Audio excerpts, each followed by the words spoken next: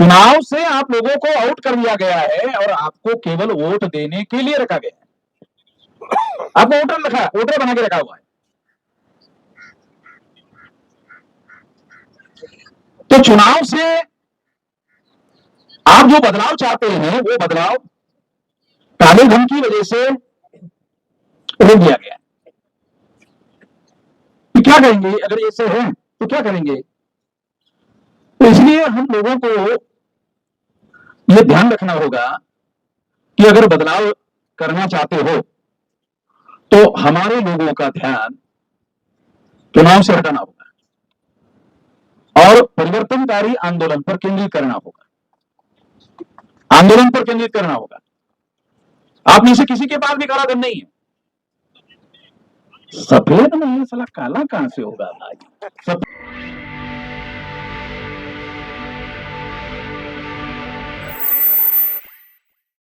कुछ भी मांगने के लिए, मांग करने के लिए यहां खड़ा नहीं। विद्यार्थी लोगों के द्वारा ये जो धरना प्रदर्शन या भारतीय विद्यार्थी मोर्चा के द्वारा आयोजित है, उन्हीं लोगों से मेरी कुछ मांगे, भारत सरकार से नहीं। तो मेरी क्या मांगे हैं? पहली मांग तो ये है कि ये जितने मुद्दे आप लोगों ने, बेरोजगारी का है, मर्जिंग का है, प्रतियोगी परीक्षाओं में गड़बड़ी का है, स्कूल छात्रवृत्ति का है और नई शिक्षा नीति के संबंध में पाठ्यक्रम का है, धार्मिक शिक्षा पर रोक का है, निजीकरण ठेकेदारी के विरोध का है, छात्राओं की सुरक्षा का है, SC/ST बजट के निर्मित छात्रावासों का आवंटन का है। ऐसे बहुत सारे मुद्दे आप लोगों ने भारत सरकार के सामने उठाने के लिए ये धरना प्रदर्शन आपने किया है। आपकी बातें भारत सरकार सुनने वाली नहीं। तो क्यों सुनने वाली नहीं है? जब भारत सरकार को लगेगा कि आपकी संगठन शक्ति की वजह से और आंदोलन की वजह से उनकी सरकार को खतरा पैदा हो जाएगा, तो दिन सुनिए। तो यहाँ जितने लोग आप लोग आए हुए हैं, इतने लोगों से तो महानगर पालिका में इससे ज्यादा संख्या में कारपोरेटर चुनने के लिए एक कारपोरेटर चुनने के लिए इससे ज्यादा संख्या चाहिए। तो इससे कुछ होगा ऐसा मुझे नहीं लगता। ये बात मैं आप लोगों को निराश करने के लिए नहीं बोल रहा हूँ, बल्कि मैं कुछ बातें आप लोगों को बताना चाहता हूँ कि आपको क्या करना चाहिए। फिर अगर आपकी बात सरकार नहीं मानने वाली है तो आपको क्या करना चाहिए? आप लोगों को संगठित शक्ति निर्माण करने पर ज्यादा जोर लगाना चाहिए। दिल्ली आने के लिए हमारे लोगों को बहुत ज्यादा ताकत लगानी पड़ेगी। SC/ST OBC माइनॉरिटी के जो बच्चे हैं, स्टूडेंट है, उन लोगों को यहाँ दिल्ली आने के लिए बहुत ज्यादा शक्ति, बहुत ज्यादा ताकत लगानी पड़ती है और बहुत ज्यादा ताकत और शक्ति लगाने के बाद भी बहुत कुछ होता नहीं। तो इसलिए जो बहुत ज्यादा ताकत दिल्ली आने के लिए लगाई जाती है, वो ताकत आप क्या करो, संगठित शक्ति निर्माण करने पर लगाओ। यदि आप संगठित शक्ति निर्माण करने पर लगाते हो, विद्यार्थियों की करो। मैं नहीं कर रहा हूं कि सारे समाज की शक्ति निर्माण करने का काम करो, मैं कह रहा हूं विद्यार्थियों की ही शक्ति निर्माण करो। यदि आप विद्यार्थियों की शक्ति निर्माण करते हो, जैसे भारत के आसपास के तमाम देशों में विद्यार्थियों के आंदोलन की वजह से वहां की सरकारें बदली, वहां की सरकार चलाने वाले लोगों को भाग जाना पड़ा, ऐसा हुआ, ऐसी खबरें मीडिया में और तमाम जगह पर आ रही है। तो इसलिए क्या करना चाहिए कि विद्यार्थियों को संगठित शक्ति निर्माण करने पर ज्यादा जोर लगाना चाहिए। यदि आप ऐसा करते हैं तो आप लोगों को, अगर एक गांव में एक विद्यार्थी भी आपके संगठन का सदस्य कार्यकर्ता बनता है, तो कम से कम पहली क्लास में 5 साल का बच्चा जो है पहली क्लास में जाता है। हमारे जमाने में 7 साल के बच्चों को पहली क्लास में जाने देते थे, 7 साल में। तो आजकल 5 साल में ही पहली क्लास में, तो 7वीं क्लास में वो 12-13 साल का होता है। तो 12-13 साल के उम्र के बच्चे को थोड़ी बहुत समझ आना शुरू हो जाती है। अगर वहां से उतने साल के उम्र के बच्चे को आप तैयार करते हो, तो वो 2-4-5 साल में 18 साल का होकर वोटर बन जाता है। तो व्यवस्था को बनाने और बदलाव करने के लिए वो तैयार होता है। तो यहां से अगर आप तैयारी करना शुरू करते हो, तो कम से कम एक गांव में एक बच्चा, एक स्टूडेंट आंदोलन के लिए तैयार करो। तो इसे 6.5 लाख गांव है, और चुनाव आयोग के द्वारा 15 लाख बूथ बनाए जाते हैं। चुनाव संपन्न कराने के लिए 15 लाख बूथ बनाए जाते हैं। तो एक बूथ में एक विद्यार्थी कार्यकर्ता तैयार करो। एक बूथ में कम से कम, अभी आज का अखबार में खबर है कि एक बूथ में 1200 वोटर, आज के अखबार में चुनाव आयोग ने यह आंकड़ा दिया है कि 1200 वोटर के लिए एक बूथ होगा। तो 1200 वोटर के लिए अगर एक बूथ होगा, तो 1200 वोटर के लिए हम लोगों को एक बूथ का संगठन खड़ा करना चाहिए, विद्यार्थियों को खड़ा करना चाहिए।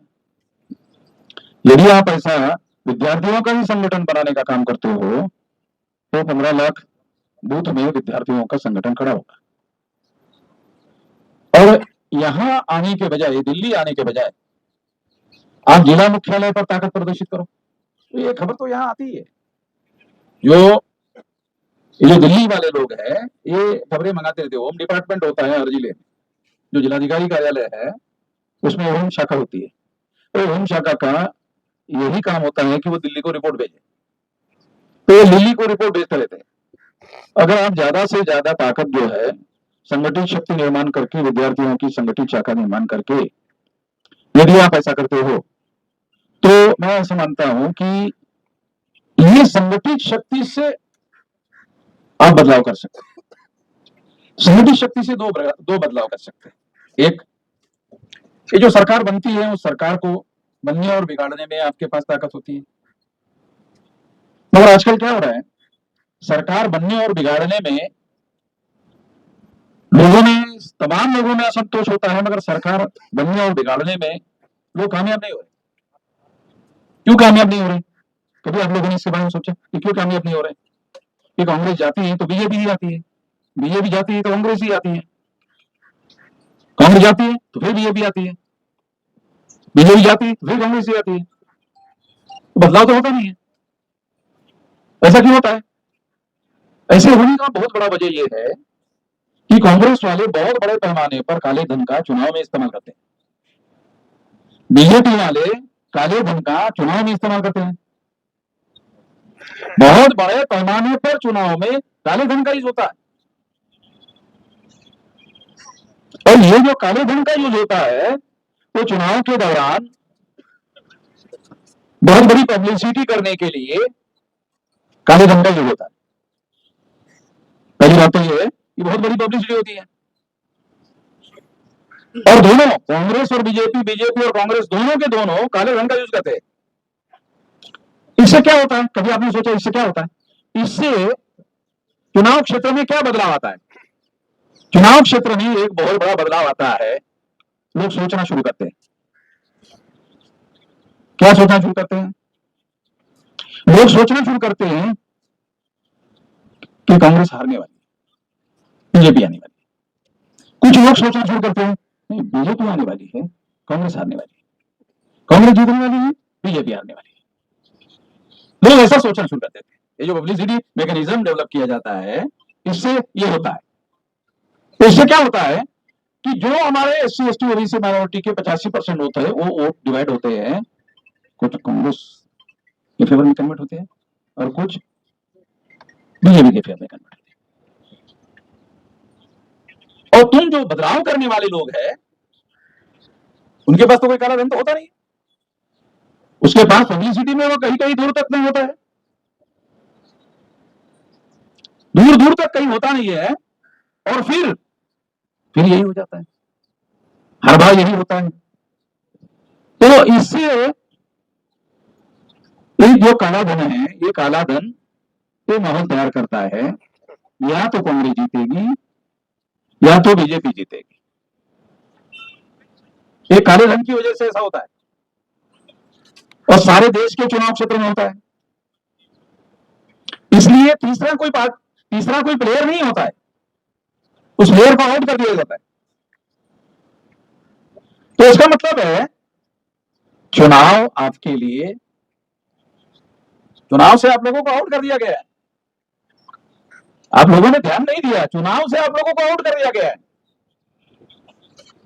चुनाव से आप लोगों को आउट कर दिया गया है और आपको केवल वोट देने के लिए रखा गया है। आपको वोटर बना के रखा हुआ है। तो चुनाव से आप जो बदलाव चाहते हैं, वो बदलाव काले धन की वजह से रोक दिया गया।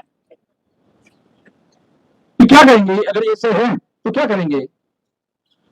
तो इसलिए हम लोगों को यह ध्यान रखना होगा कि अगर बदलाव करना चाहते हो तो हमारे लोगों का ध्यान चुनाव से हटाना होगा और परिवर्तनकारी आंदोलन पर केंद्रित करना होगा। आंदोलन पर केंद्रित करना होगा। आप में से किसी के पास भी काला धन नहीं है। सफेद नहीं है, साला काला कहां से होगा भाई? सफेद नहीं है। उन पसीना बहाने के बाद खाने के लिए हम जो कमाते हैं वो पर्याप्त नहीं मिलता है, वो सफेद नहीं मिलता पर्याप्त। तो काला कहां से होगा? तो काला तो हमको मिलने वाला ही नहीं है। इसलिए काले धन का इस्तेमाल हो रहा है, और काले धन का इस्तेमाल जो है वो बीजेपी और कांग्रेस और बीजेपी कर रही है।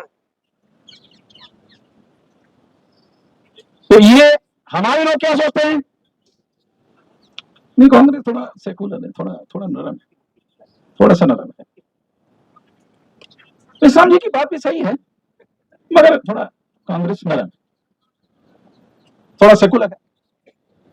बीजेपी कट्टरपंथी है।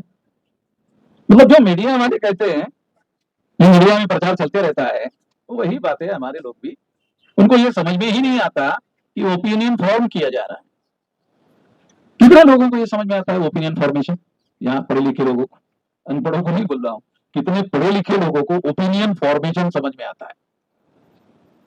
ओपिनियन फॉर्मेशन तो समझ में नहीं आता है। ओपिनियन फॉर्मेशन ही तो मौलिक बात है। ओपिनियन ही मौलिक बात है जो बदलाव लाने का काम करती है। और ये ओपिनियन बदलाव लाने का अगर काम करती है तो वो ओपिनियन हम लोगों को लाने का, बनाने का काम करना चाहिए, और उसके लिए लोगों को आंदोलन करने के लिए तैयार करना चाहिए। अगर हम ऐसा करते हैं तो आंदोलन के आधार पर बदलाव हो सकता है।